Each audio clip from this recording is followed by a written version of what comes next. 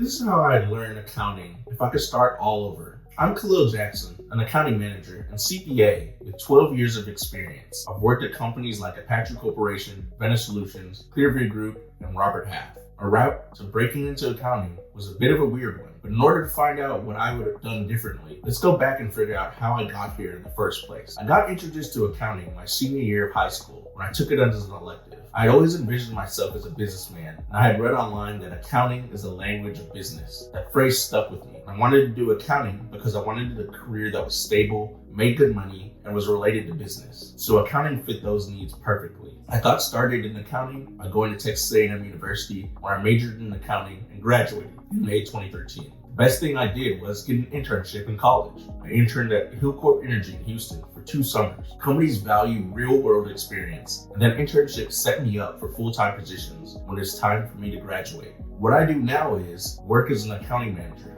making $120,000. I started at Apache Corporation as an accountant at $58,000, got promoted to an accountant 2 and made about $75,000, then moved into consulting where I made up to $110,000 before landing my current role. If you're looking to break into accounting, I'd start learning the foundations. The difference between cash accounting and accrual accounting is fundamental to understanding how businesses track their finances. Cash accounting records transactions when money actually changes hands. So if you invoice a customer in December, but they pay you in January, you record that revenue in January when you actually receive cash. Accrual accounting records transactions when they happen, regardless of when money changes. So that same invoices you get recorded as revenue in December when you earned it, even though you won't get paid until January. Most larger businesses use accrual accounting because it gives a more accurate picture of what's really happening financially. The first thing to learn is debits and credits. This is the foundation of all accounting. Think of it like a checking account. When you deposit money, that's a debit to your cash account. When you spend money, that's a credit to your cash account, and a debit to whatever you bought. Every transaction has a balance. For every debit, there's an equal credit. This is called the accounting equation. Assets equal liabilities plus equity. This equation always has to be in balance, which is why they call it a balance sheet. The second thing to learn is financial statements. There are 3 main financial statements you need to understand. The income statement shows revenue and expenses over a period of time.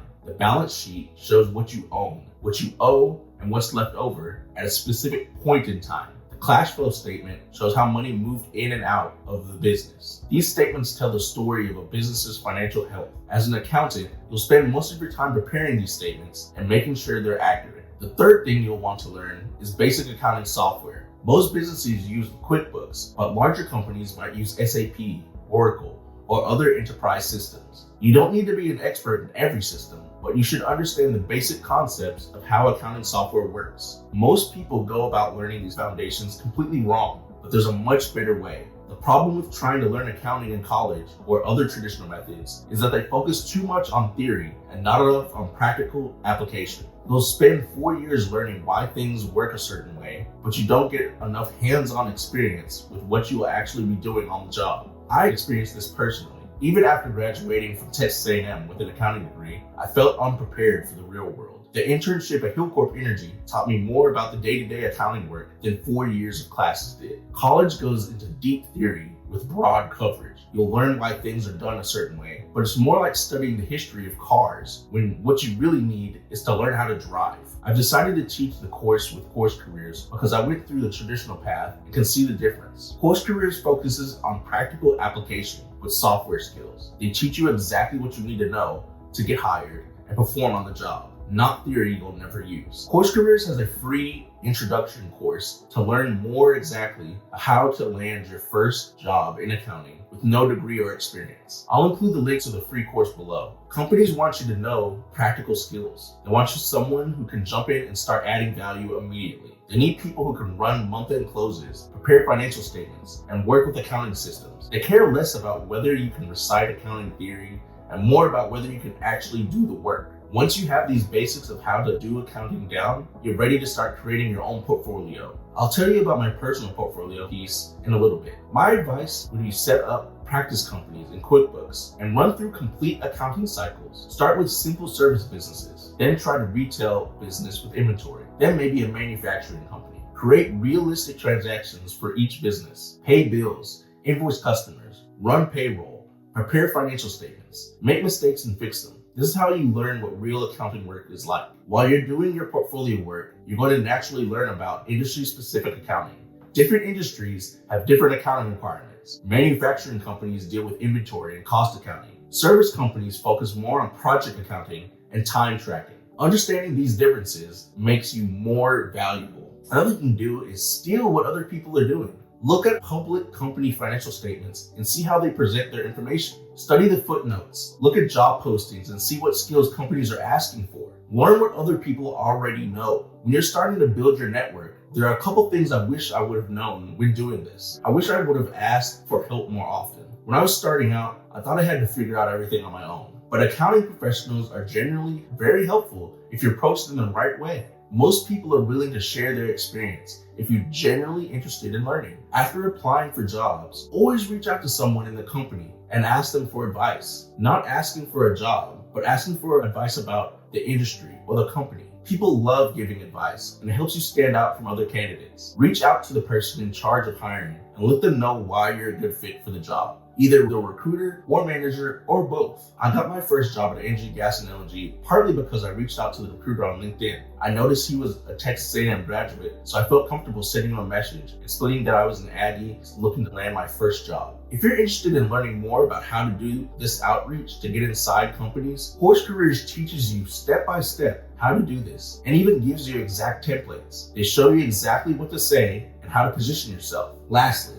look for local accounting meetups or industry events. You'll find that many didn't even know you were out there. The Texas Society of CPAs has events in Houston where I met other accounting professionals. These connections can lead to job opportunities that never get posted online. Most accounting jobs are filled through networking, not just through job boards. The best opportunities come from people who know and trust your abilities. Building relationships takes time, but it's worth the investment. The person you meet at your networking event today might be the hiring manager at your dream company next year. Let me share you what I would do differently if I could start over. First, I would focus on practical skills from day one instead of waiting until after graduation. I would have started working with accounting software and building portfolio projects while I was still in school. Second, I would have specialized earlier. Instead of trying to learn everything about accounting, I would have picked an area like financial compliance or management accounting and became really good at that specific skill set. The specialization I chose in financial compliance and systems is what allowed me to jump from $75,000 to $110,000 when I went into consulting. Companies pay more for specialists than generalists. Third, I would have networked more aggressively. I would have reached out to accounting professionals on LinkedIn,